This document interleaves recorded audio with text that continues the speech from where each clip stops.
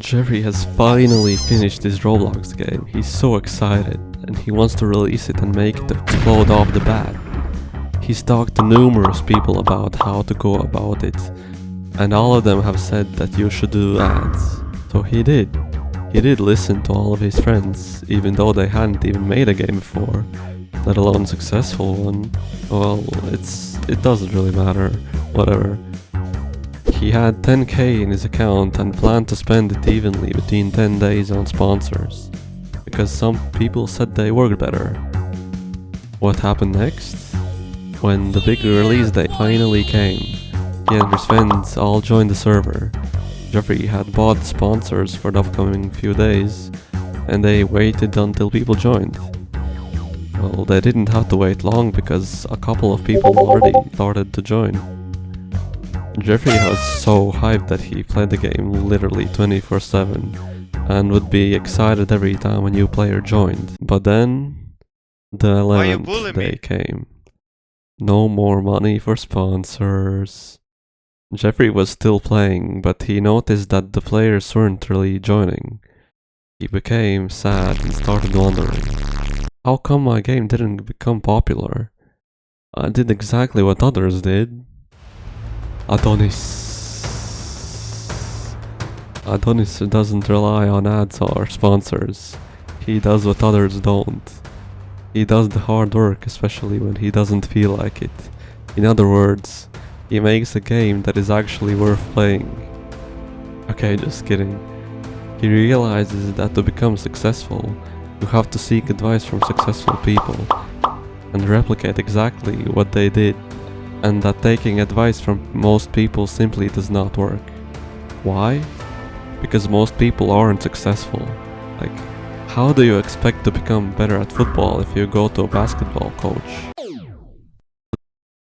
Almost exactly a year ago, on August 18th, I released my first serious game called Abilitiles.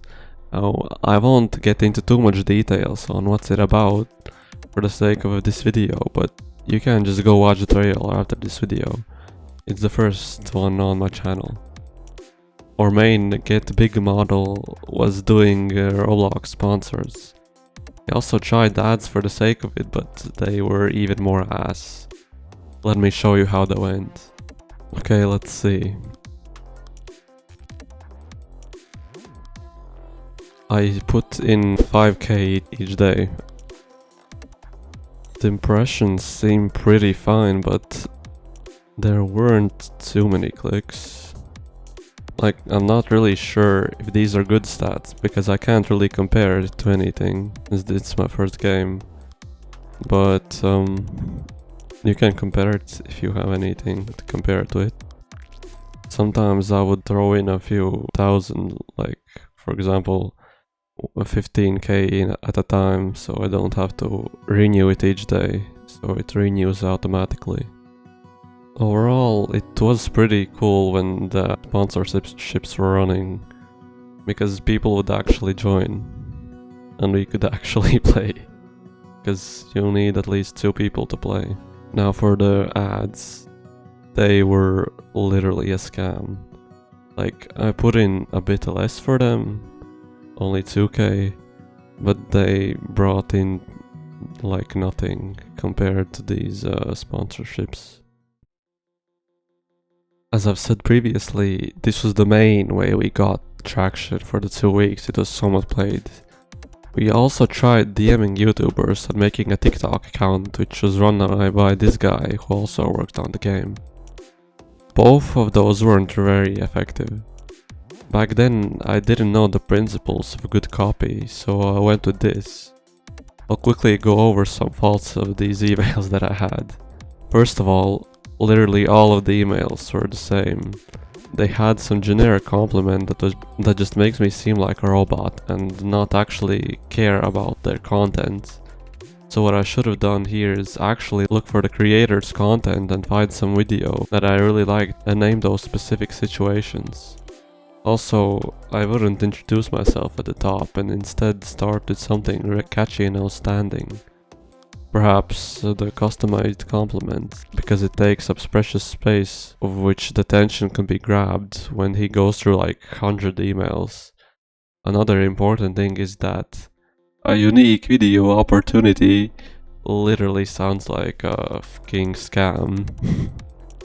It should be renamed, and interestingly enough, small first letters can grab attention because that's not formal language, which is relatable in some ways. This brings me to the last question. What is the best way to go about this in the modern day if nothing has worked? Well, as I said in the beginning of the video, you have to do what successful people are doing. Now, I'm not the most qualified person to talk about making a popular game, but what I've stated before are my observations of the successes of what works and what doesn't. If I were to make a game again, I would do it like this. Sometime when the game is around 50% complete, I would make a community server on somewhere like Discord and post sneak peeks to collect people who would play the game when released. How would I get those people in the first place? Well, I would get someone or myself to make YouTube shorts or TikToks about the game and redirect them to Discord. If possible, get some YouTubers to make videos about the game in the development stages, although that's unlikely to happen, so make an effort of that when you release. But how will you get those YouTubers in the first place? You have to reach out to them. But please don't make the same mistake I did. Research digital marketing, especially copywriting. You can find free videos about it on YouTube. Oh, another thing funny Michael did was he went on Twitch and found some small streamers who would play suggested games. Another pro tip, give them something for free, like a special rank in the group or something, that maybe even shows up in the game. That can pique their interest, at least that's what it did for us. Whoa. This was a pretty value-packed video, I'd say. Well, if you want to find out more, make sure to join my Discord server. The link is in the description.